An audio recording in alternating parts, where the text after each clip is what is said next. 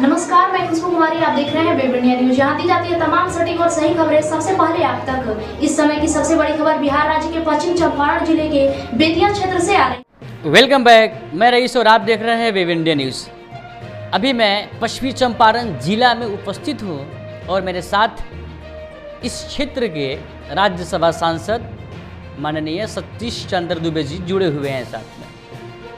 क्या बताना है इनके बारे में, क्या नहीं बताना है, बट यहाँ तक आप जानिए कि इस पश्चिमी चंपारण के सरजमीं तो क्या पूरे हिंदुस्तान में अपने पहचान के लिए मोहताज नहीं है।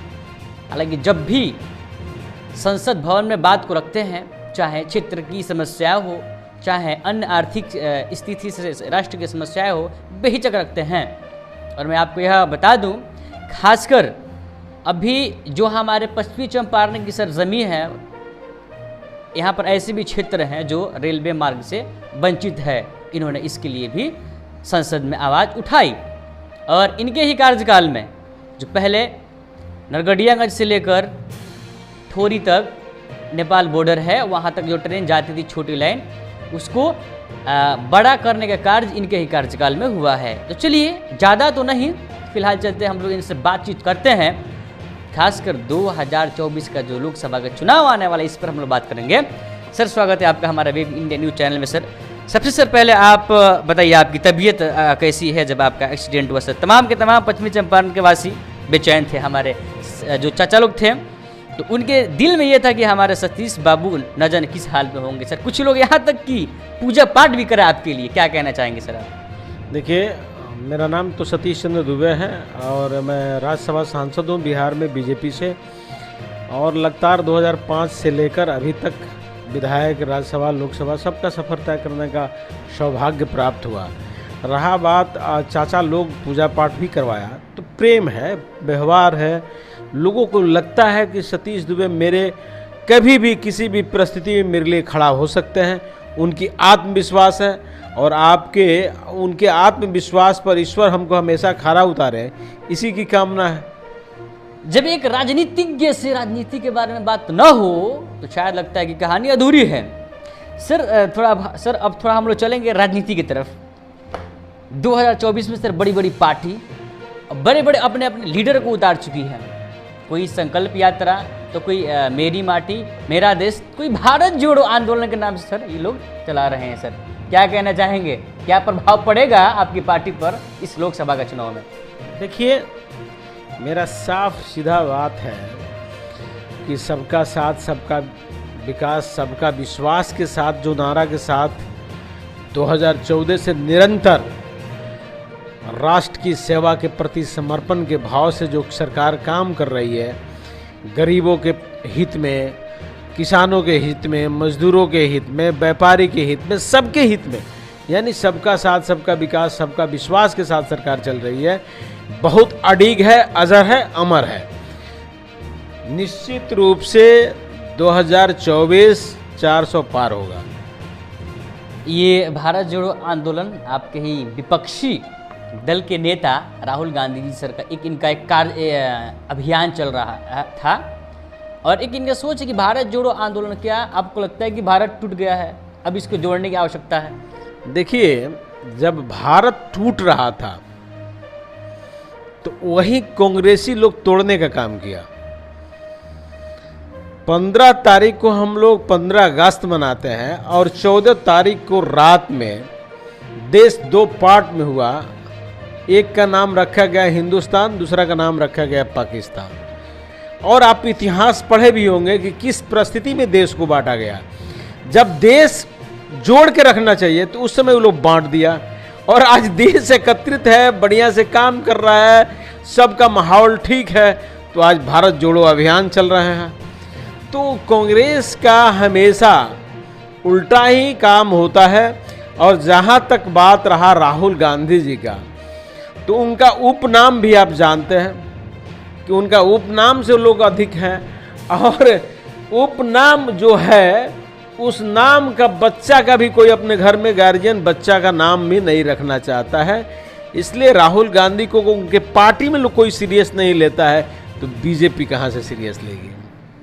इंडिया गठबंधन सर 2024 की लोकसभा में अपने पूरी पार्टी भारत की तैयार है, एक महागठबंधन बना ली है सर। क्या आपको लगता है कि भारतीय जनता पार्टी पर इसका कुछ असर पड़ेगा या जी कहते हो? देखिए, आपको मैं बता दूं कि 28 दल और लगभग 68 नेता, बड़े बड़े जो नेता अपने प्रदेश का, देश का, सब लोग एकत्रित हुआ है एकमात्र मोदी रोको अभियान। मोदी मीन्स विकास। भारत का विकास रोकने के लिए सारे विरोधी एक जगह, एक मंच पर हुए हैं।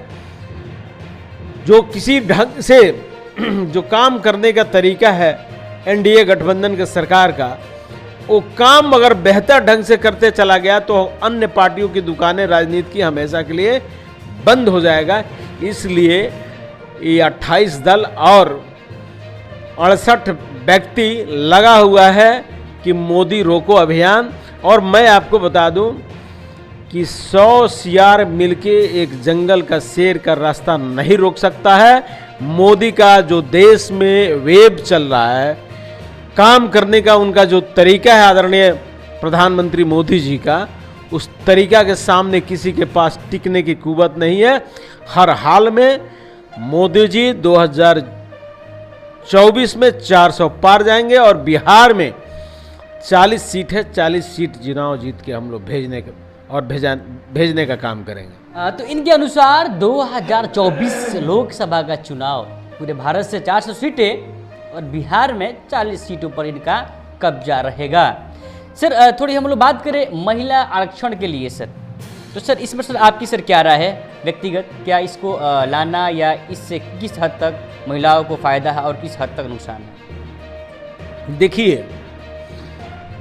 पहले कभी समय था कि महिला केवल घर का कामकाजी बना के रखा गया था, नया जनरेशन देने का मशीन बना के रखा गया था। लेकिन भारत का संविधान से अलग भारत का जो व्यवस्था है उसमें हमेशा नारी शक्ति को पूजा किया गया है। हमेशा नारी शक्ति को आदरणीय ढंग से देखा जाता है, दुर्गा के रूप में, सरस्वती के रूप में, लक्ष्मी के रूप में, विभिन्न रूप में देखा जाता है।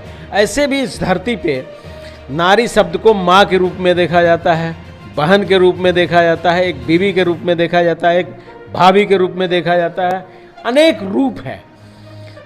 तो मोदी जी ने एक 50% की जिनकी जनसंख्या है, अगर 35% की आरक्षण दी गई है तो बहुत बेहतर काम ही तो पहले ही हो जाना चाहिए, लेकिन नहीं कर पाई पूर्व की सरकार।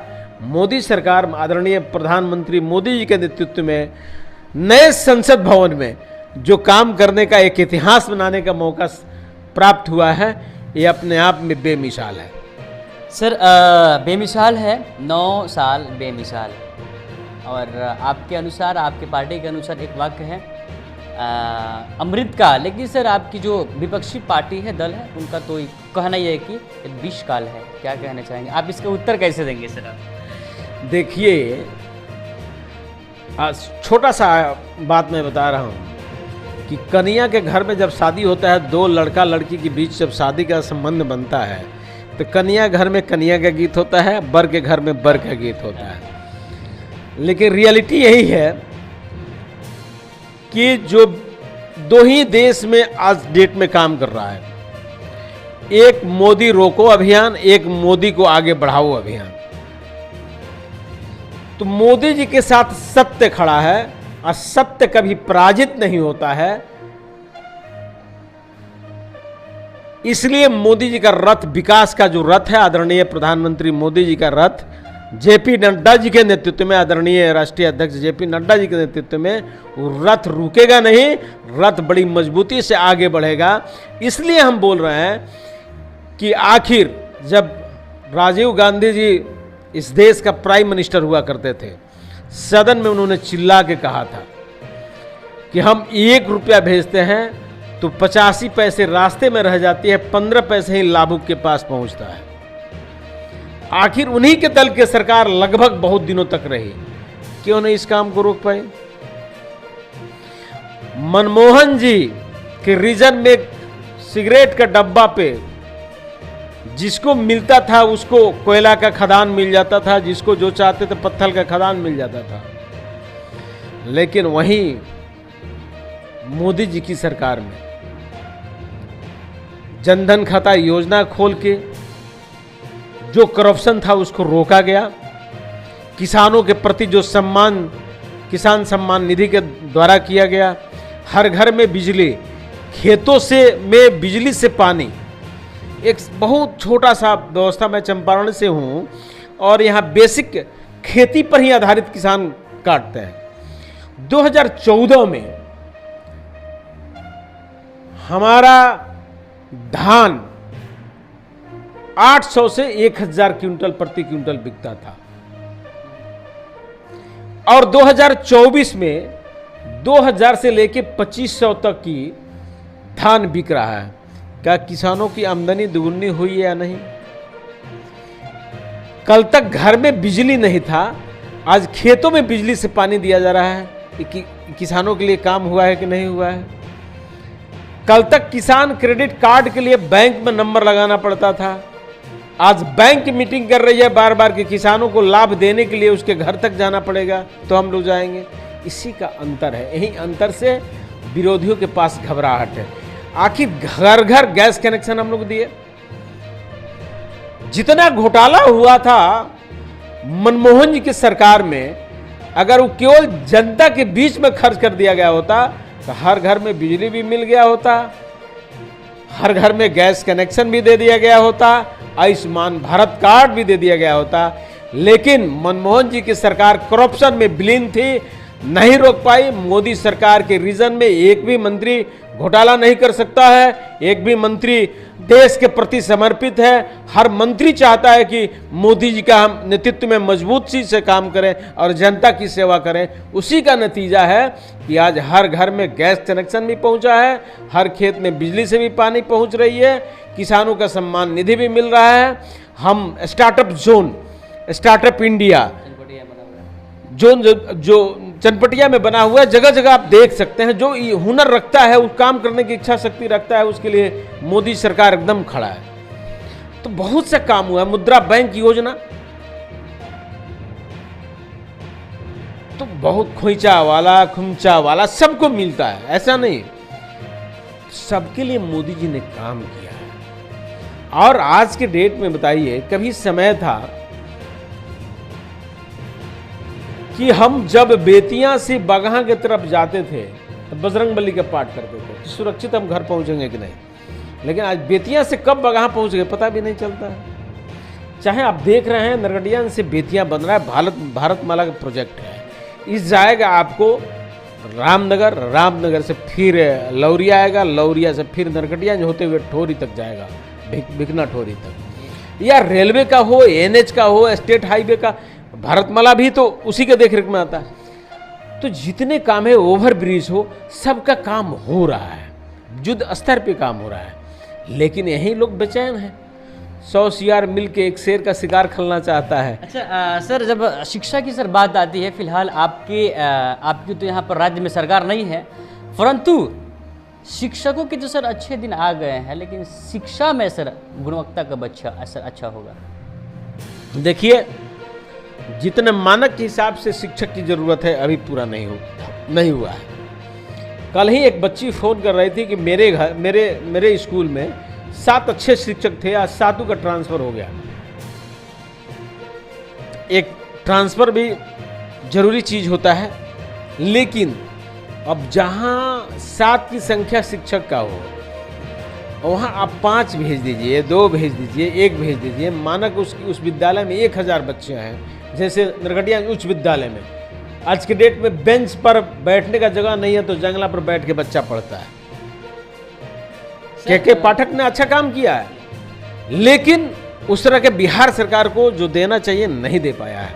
और शुरू से मेरी धारणा रही है कि जिस दिन भारतीय जनता पार्टी की सरकार बिहार में बनेगी, मैं दावे के साथ कहता हूं कि हर प्रखंड मुख्यालय पर डिग्री कॉलेज हो, इसकी प्रबंध करने के लिए लड़ाई लड़ी जाएगी। आज भी लड़ रहे हैं, कल भी लड़ेंगे, और हमको उम्मीद है कि जब बीजेपी की सरकार आएगी तभी हम काम कर पाएंगे। लेकिन सर मेरा प्रश्न इस संदर्भ में था कि शिक्षकों की सैलरी 80,000, 90,000, 60,000, 70,000 है, लेकिन सर शिक्षा को सर देखे बच्चों की जो स्टैंडर्ड होना चाहिए नहीं है सर। इस पर आप क्या कहेंगे बिहार सरकार को? बिहार सरकार को सर बीच में एक धारणा बन गई थी कि एडमिशन, सरकारी स्कूल में एडमिशन चलता था, लोग कोचिंग में जाते थे, कोचिंग मुख्य सूत्राधार बन जाता था, और इसमें सरकार कम, आम जनता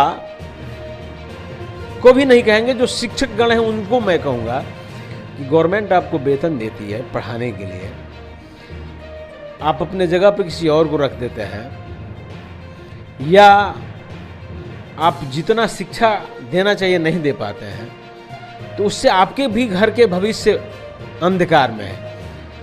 केवल एक मेरे घर से शिक्षित हो जाने से उस संजय जी के यहाँ का काम नहीं चलता है।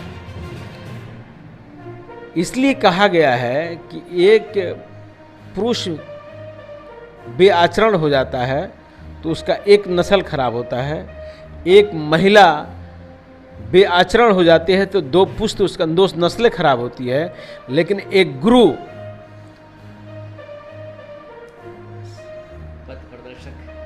पथ प्रदर्शक अगर कहीं कटौती करता है तो एक जनरेशन को समाप्त कर देता है।